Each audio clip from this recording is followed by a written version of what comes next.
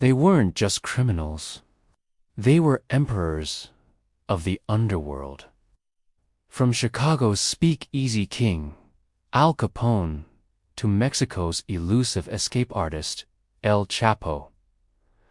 Their names turned cities into war zones and fortunes into legend.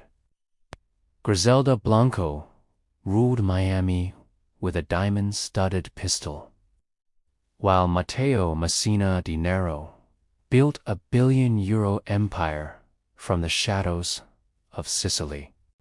Darko Zaric flooded Europe with cocaine and partied like royalty.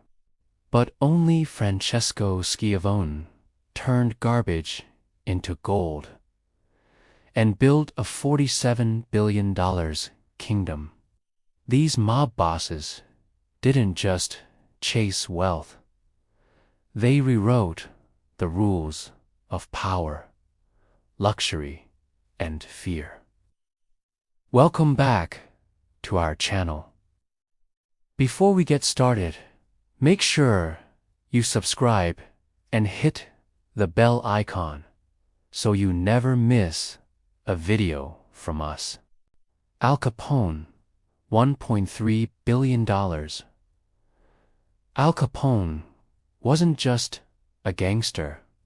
He was a cultural icon who ruled Chicago like a monarch during the chaos of Prohibition.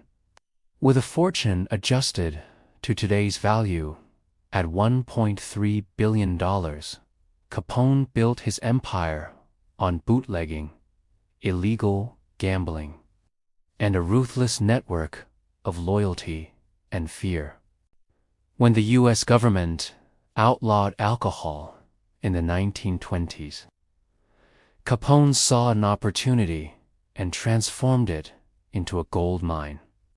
His syndicate operated nearly 10,000 speakeasies, flooding the city with liquor and raking in an estimated $100 million annually.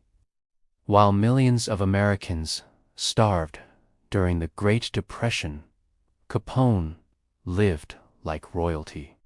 His primary residence, an opulent mansion on Palm Island in Miami Beach, featured 7 bedrooms, a private beach, and a pool guarded by thick walls and secret tunnels.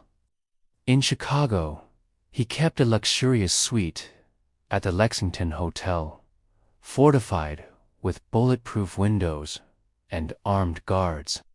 His car collection was equally formidable, including bulletproof Cadillacs with hidden compartments for weapons and cash.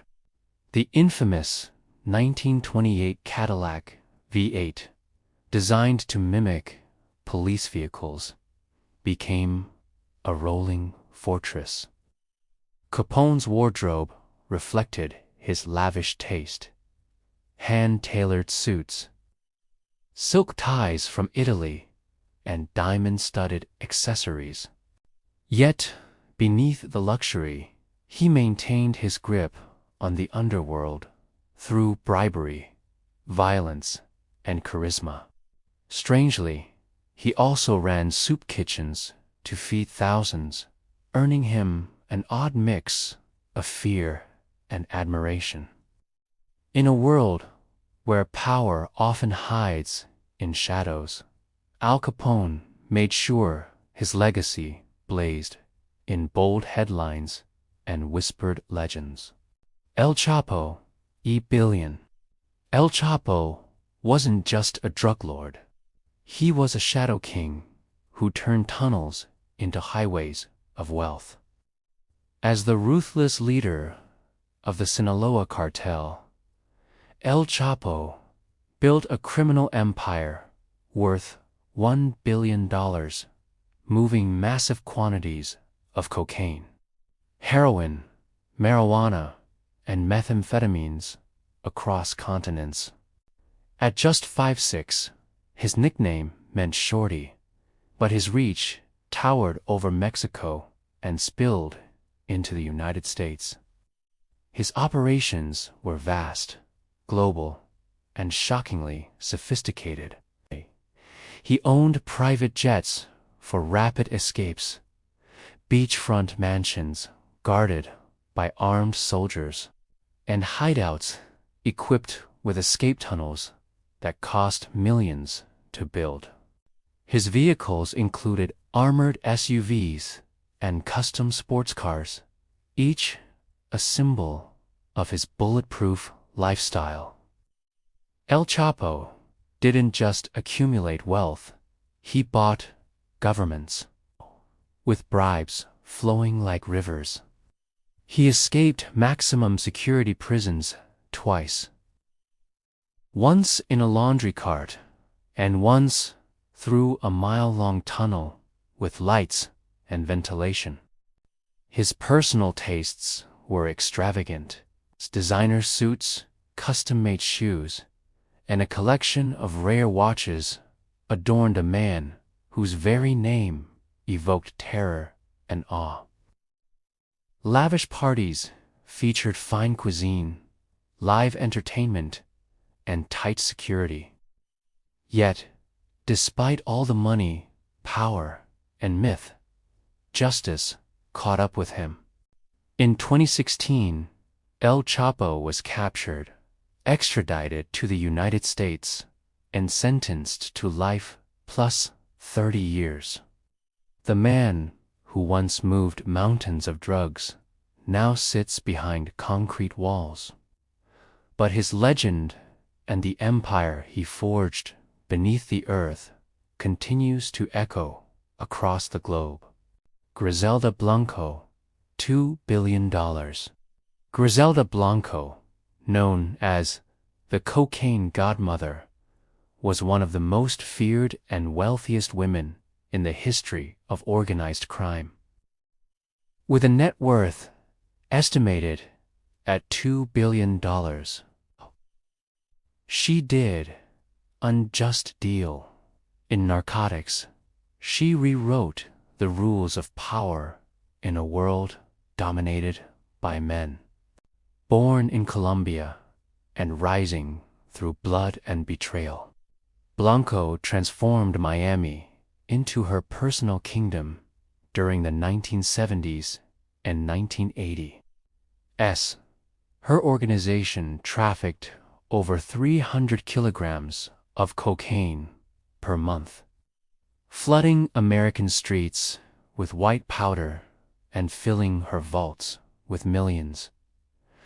But she didn't hide her fortune. She flaunted it.